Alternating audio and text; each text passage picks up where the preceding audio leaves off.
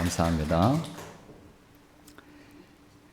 그 연대 음대 나오신 교수님 한 분한테 제가 지난주 우리 교회 성가대 찬양을 들려드렸어요. 근데 5명이라고 말씀드렸더니 깜짝 놀라시더라고요. 그 교수님이 너무 은혜스럽다고 지난주 찬양을 들려드렸거든요. 그래서 또 다른 사람한테 그리고 또 전문가한테 칭찬을 들으니까 기분이 더 좋아지더라고요.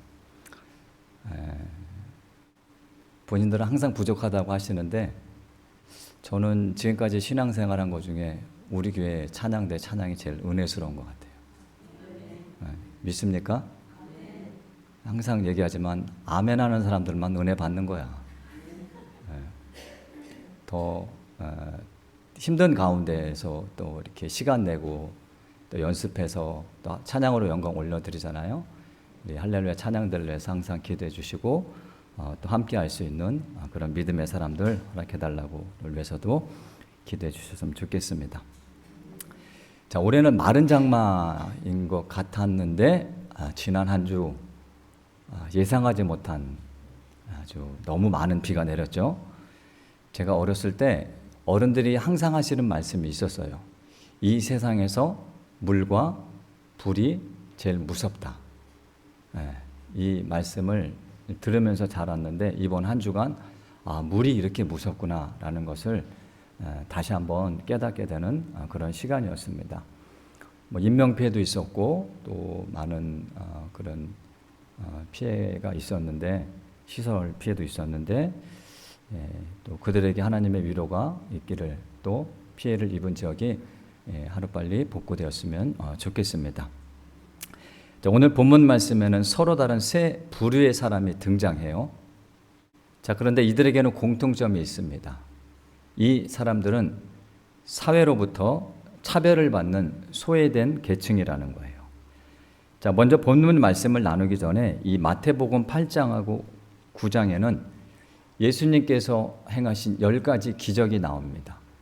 9가지라고도 보는 학자들도 있긴 하지만 개별적인 사건으로 보면 10가지 기적이 맞습니다. 자, 그런데 이 10가지 기적 안에는 기적을 일으키신 중요한 의도가 있다는 거예요. 자, 이걸 깨닫는 것이 중요한데 물론 아픈 사람을 고쳐주시는 것도 중요합니다. 자, 그런데 그 안에는 또 다른 예수님의 의도가 들어 있다는 거예요. 자, 예수님의 10가지 기적하면 구약에 어떤 사건이 떠올릴 것 같습니다. 어떤 사건하고 연결될 것 같아요. 예수님의 10가지 기억. 자, 구약에 어떤 사건이 떠오릅니까?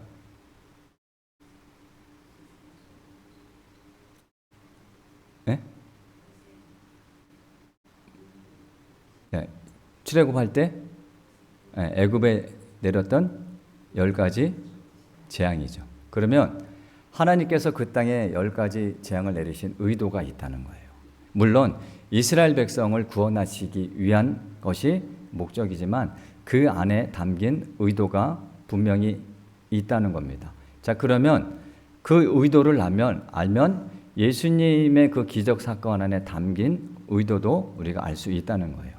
그래서 그걸 먼저 확인해 보도록 하겠습니다. 자, 출애굽기 7장을 한번 볼게요. 출애굽기 7장. 자, 애굽 땅에 10가지 재앙을 내리신 하나님의 의도입니다. 출애굽기 7장을 보면 첫 번째 재앙이 물이 피로 변하는 재앙이에요. 그래서 7장 17절을 보면 하나님께서 물을 피로 변하게 하신 그 이유에 대해서 말씀하시는 대목이 있습니다. 출애굽기 7장 17절 제가 읽어볼게요. 여호와가 이같이 이르노니 내가 이로 말미암아 나를 여호와인 줄 알리라라는 말씀하셔요.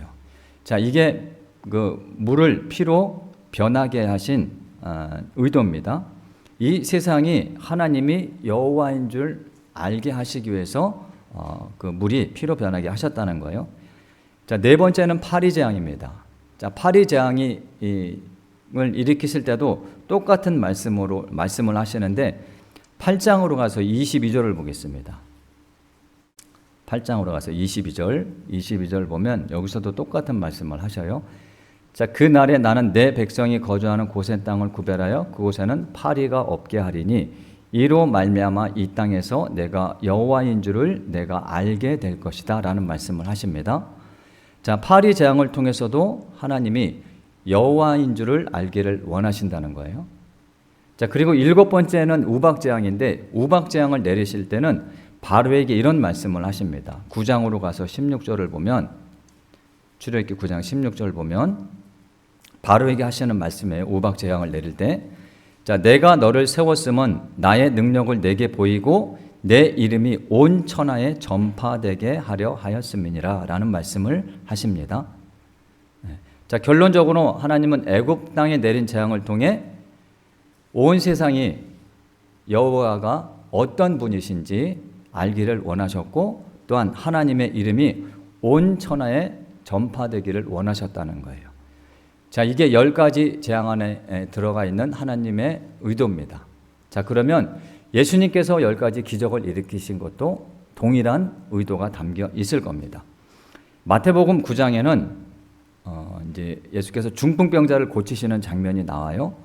자, 그때 그곳에 있는 사람들에게 이런 말씀을 하셨습니다. 마태복음 9장을 한번 볼게요. 9장 6절을 보면 그곳에 모인 사람들에게 이렇게 말씀을 하셔요. 마태복음 9장 6절 그러나 인자가 세상에서 죄를 사하는 권능이 있는 줄을 너희로 알게 하려 하노라 하시고 중풍병자에게 말씀하시되 일어나 내 침상을 가지고 집으로 가라. 자, 중풍병자를 고치시면서 하시는 말씀이 그분 자신이 온 인류의 죄를 사하실 권능이 있는 분임을 사람들이 알기를 원하신다는 거예요. 자, 예수님, 이게 바로 이제 예수님의 기적 안에 담긴 그 중요한 의미입니다. 그리고 9장 뒷부분에 가면 회당장 야이로의 딸하고 12년 동안 혈류증으로 고생한 여인을 고쳐주시는 그런 장면이 나오는데 그 결과가 9장 26절입니다. 26절을 보면 그 소문이 그 온 땅에 퍼지더라. 자, 예수님에 대한 소문이 퍼지는 거예요. 그리고 그 다음부터 보면 맹인들의 눈을 뜨게 하시는 내용이 나오는데 맹인들의 눈을 뜨게 하신 결과가 31절입니다. 31절 우리 같이 읽어볼까요? 31절 9장 31절 시작. 그들이 나가서 예수의 소문을 그 온 땅에 퍼뜨리니라. 자, 그러면 구약이 말하는 하나님의 기적이나 또 신약이 말하는 예수님의 기적은 모두 이 세상이 하나님이 누구신지 예수님이 누구신지 알기를 원하시는 것이고 그리고 그분들의 이름이 온 세상에 퍼지기를 그리고 믿기를 원하신다는 겁니다. 자, 이게 구약과 신약의 그 기적 사건 안에 담긴 의도입니다. 자, 이런 의도가 있다는 것을 염두에 두시고요. 이제 본문 말씀을 나누겠습니다. 자, 예수께서 세 사람의 병을 고쳐주셔요. 본문에서 첫 번째 나병 환자입니다. 이제 마태복음 5장에서 7장이 산상수훈이고 산에서 이제 말씀을 다 마치시고 내려오신 거예요. 내려오시는데 수많은 무리가 따르죠. 자, 그때 나병 환자가 주님 앞에 와서 하는 말이 뭐냐면 주님 원하시면 저를 깨끗하게 하실 수 있습니다 라는 말을 했던 거예요. 자, 우리는 여기서 어떤 사람이 예수님의 기적을 체험할 수 있는지 중요한 두 가지 사실을 확인할 수 있습니다. 자, 먼저 이 나병 환자가 주여 원하시면이라고 했어요. 주여 원하시면. 자, 이 말은 자신은 아무것도 할 수 없는 존재라고 고백하는 겁니다. 자, 이것이 우리가 이제 산상수훈 첫 시간에 나눴던 심령이 가난한 자의 모습이에요. 이렇게 자신이 연약한 존재임을 깨닫는 자가 겸손한 마음으로 주님 앞에 나갈 수 있는 겁니다. 그래서 주님 앞에 나가면 내 뜻은 중요하지 않습니다. 주님의 뜻이 더 중요한 거예요. 우리가 기도할 때도 마찬가지죠. 대부분의 신자들은 자신의 뜻이 이루어지길 위해 기도하죠. 자, 자신의 뜻이 자신이 원하는 것이 이루어지길 위해 기도하는 것이 나쁜 것이 아닙니다. 문제는 뭐냐면 자신이 원하는 것만 기도하는 게 문제입니다. 하나님의 뜻은 안중에도 없어요.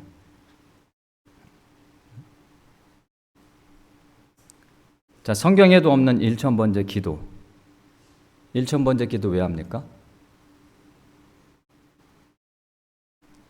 정확하게 말해서 1000일 동안 기도하는 거는 성경에 없습니다. 거기다가 또 어떻게까지 가르치냐면 1000일 동안 하루도 빠지지 않고 헌금하면 하나님께서 그 기도를 반드시 응답해 주신다는 거예요. 이런 어이없는 말이 어디 있습니까? 자, 그러면 우리가 예수님을 믿는 거나 무당을 찾아가서 점 보는 거나 다를 것이 없습니다.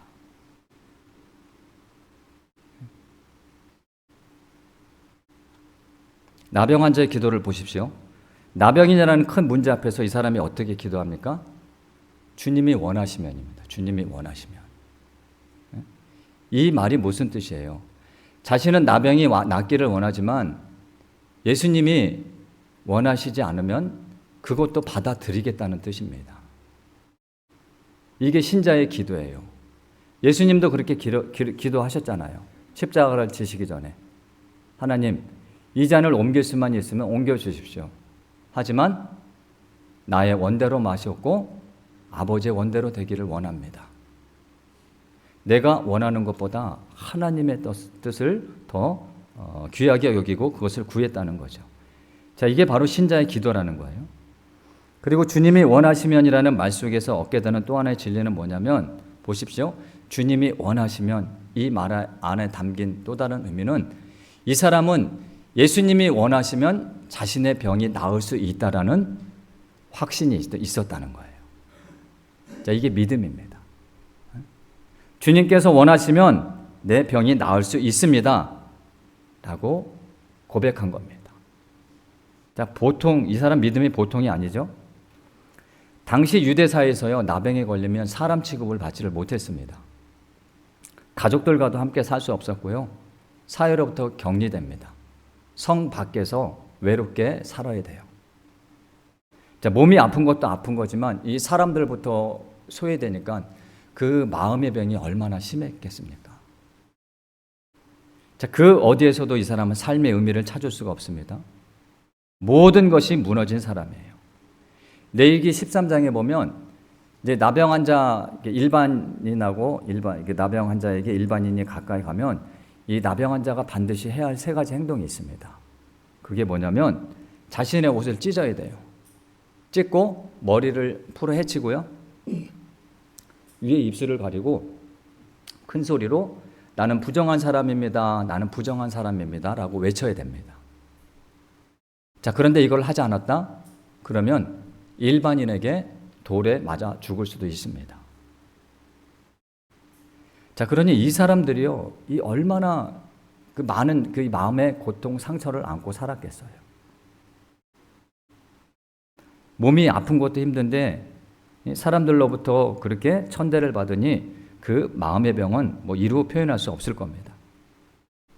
그래서 이 유대인의 율법에는 이 나병 환자를 만져서도 안 되고요, 가까이 접근해서도 안 됩니다. 그들이 세운 율법에 보면 2m 안에 못 들어오게 돼 있어요. 그러면 바로 돌을 던집니다. 그리고 내 앞에 이제 그 나병 환자가 걸어가잖아요. 그러면 그쪽에서 바람이 불어온다. 그런 것도 못 하겠어요. 그 당시 유대인들이. 엄청나게 차별을 했던 거죠. 율법으로 철저하게 금지됐는데, 자, 그런데 이 사람의 말을 들으시고 주여 원하시면 나를 깨끗하게 하실 수 있습니다. 라는 말을 들으시고 예수님이 어떤 행동을 취하셨습니까? 어떻게 하셨죠?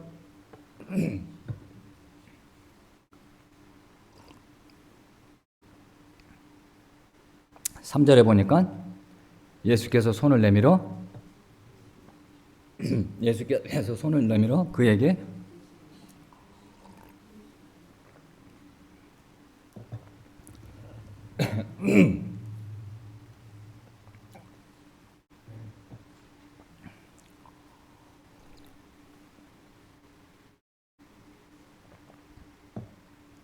죄송합니다. 목이 마르네.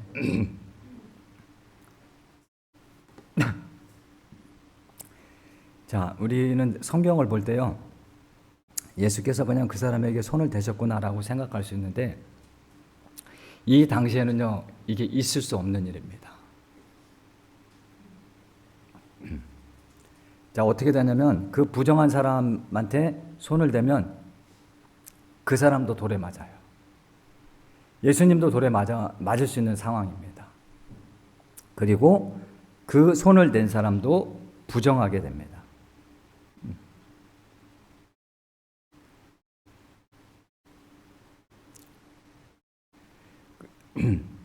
또한 이 나병이 그 당시 사람들은 그 손에 대면 전염된다라고 그렇게 믿고 있었어요. 그런데 예수님이 그 사람의 몸에 손을 대신 거죠. 자, 주님은 이 사람에게 말씀만으로 내 병이 낫기를 원한다라고 말씀만으로도 고치실 수 있는데 의도적으로 손을 대신 겁니다. 이 사람에게. 이 사람이 육신의 병뿐만 아니라 이 마음으로 지금까지 받아왔던 그 상처를 주님께서 다 아셨던 거예요. 얼마나 힘들었는지.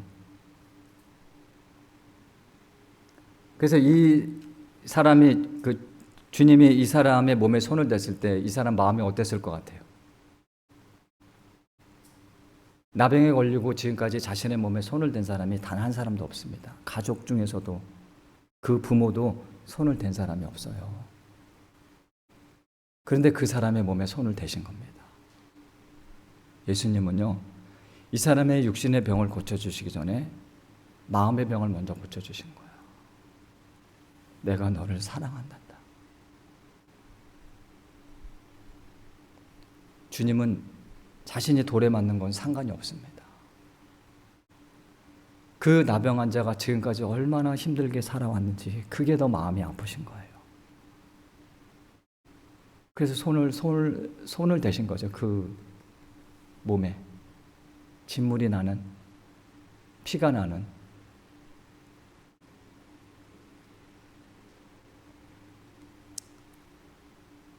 그리고 이렇게 말씀하시죠. 뭐라고 말씀하십니까?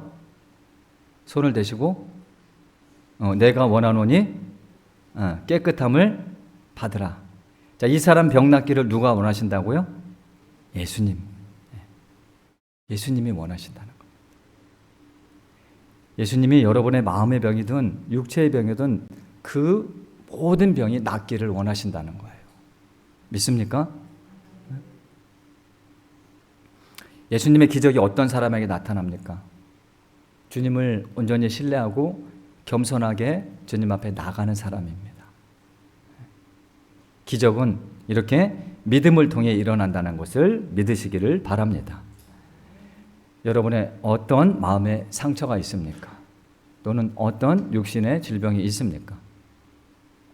주님께서 여러분이 얼마나 아픈지 그리고 얼마나 힘들어하는지를 다 알고 계신다는 거예요. 그러니 주님 앞에 겸손히 나아가십시오. 그러면 주님 동일하게 말씀하실 거예요. 내가 원하노니 깨끗함을 받으라.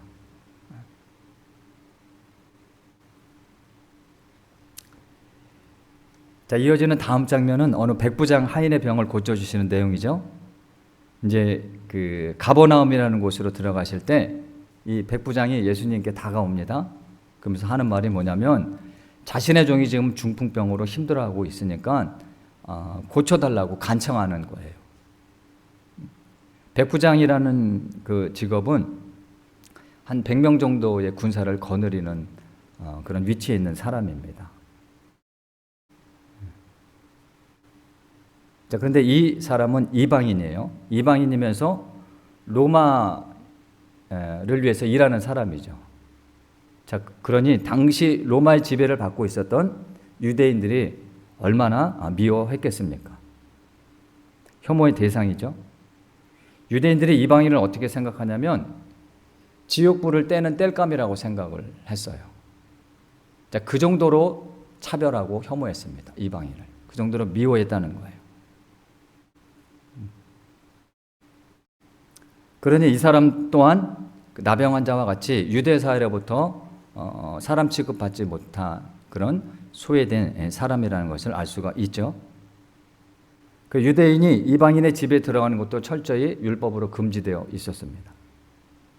참 그 하나님을 믿는 백성들이었는데 참 이상한 세상이었죠.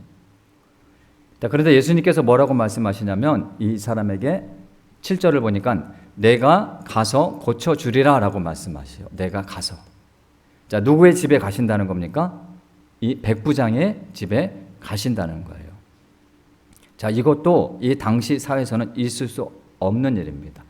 예수님은 유대인이죠. 유대인이 이방인의 집에 들어가는 것은 있을 수 없는 일이에요. 부정하다고 느꼈기 때문입니다. 자, 그런데 그 사람의 집에 가서 고쳐주신다는 거예요. 자, 그래서 이 백부장이 이 말을 듣고 깜짝 놀랍니다. 그러면서 하는 말이 뭐냐면, 주님, 어떻게 주님 같은 분이 저희 집에 오실 수 있습니까? 저는 그것을 도저히 감당할 수가 없습니다. 라고 말을 했던 거예요.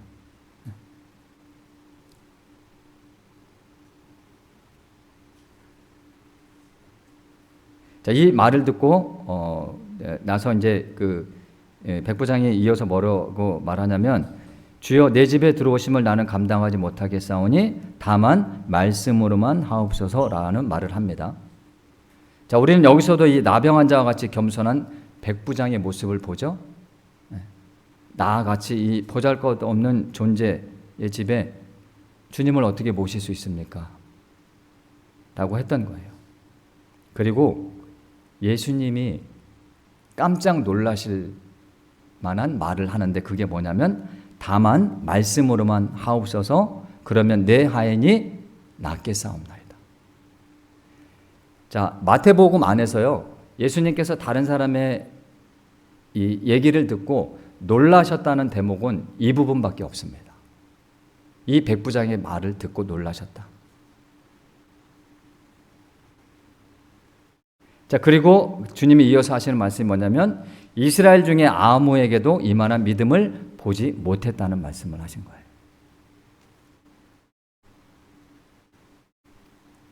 그리고 이제 고쳐주시죠. 가라, 내 믿은 대로 될지어다라고 말씀하신 그 때에 즉시 그 하인의 병이 낫게 됩니다. 자, 여기서도 우리는 예수님의 기적은 겸손한 마음으로 주님을 온전히 신뢰하는 자에게 나타난다는 것을 알 수가 있습니다. 이제 같은 나병 환자와 같은 맥락 가운데서 고침을 받게 되는 상황임을 확인하게 되죠. 자, 이제 마지막 현장인데요. 예수께서 이제 베드로의 집에 가셨던 것 같아요. 근데 그때 이 베드로의 장모가 열병을 앓고 있었습니다. 자, 예수님 당시 여자들은 인구 조사에도 포함시키지 않았대요. 이게 얼마나 차별을 한 겁니까? 이게 사람 취급을 하지 않은 거죠. 그리고 이 바리새인들은 여자의 몸에 손을 대지 않았습니다. 왜냐하면 부정하다고 생각했기 때문에. 더군다나 열병에 걸렸다? 병은 하나님께 저주받은 거예요. 그러니까 열병에 걸린 사람에게 손을 대는 일은 더더욱 있을 수 없는 일입니다. 해서도 안 되는 일이고요. 모든 것이 부정하기 때문에 그렇습니다.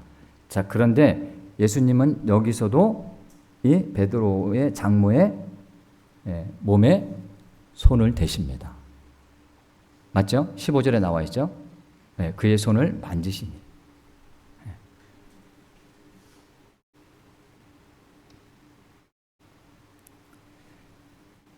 자, 유대사에서는 이런 자들을 가까이 한다는 것은 있을 수도 없는 일이고 있어서도 안 되는 일입니다. 사회로부터 매장되기 때문이에요. 그런데 예수님은 모든 희생을 기꺼이 받아들이시고 이 사람의 또 몸에 손을 대셨던 겁니다. 자, 본문 말씀 17절에 보면 이 마태는 주님께서 이들을 고치신 사건이 이사야서에 기록된 말씀을 이루시기 위해서 이 사람들을 고치셨다고 말씀하고 있습니다. 그래서 17절을 보면 이는 선지자 이사야를 통하여 하신 말씀에 우리의 연약한 것을 친히 담당하시고 병을 짊어지셨도다 라는 말씀이 있는데, 자, 이 말씀이 이사야서 53장 4절에 있는 말씀이에요. 그 부분을 보면 그는 실로 우리의 질고를 지고 우리의 슬픔을 당하였거늘 이라는 말씀입니다. 자, 이 말씀이 공동번역 성경에는 좀 더 우리가 이해하기 쉽게 번역되어 있는데 이렇게 기록되어 있어요. 그런데 실상 그는 예수님을 말하는 거죠. 우리가 앓을 병을 알아주었으며 우리가 받을 고통을 겪어 주었구나 라고 되어 있습니다. 이사야서 53장 4절 말씀이. 그리고 이어서 이사야서 53장 5절을 보면 예수님께서 이렇게 병을 앓는 자를 위해 또 고통을 받는 자들을 위해서 어떻게 하셨는지에 대한 말씀이 나와요. 그 대목, 이 화면을 보시면 자, 그가 찔림은 우리의 허물 때문이요 그가 상함은 우리의 죄악 때문이라 그가 징계를 받음으로 우리는 평화를 누리고 그가 채찍에 맞음으로 우리는 나음을 받았도다.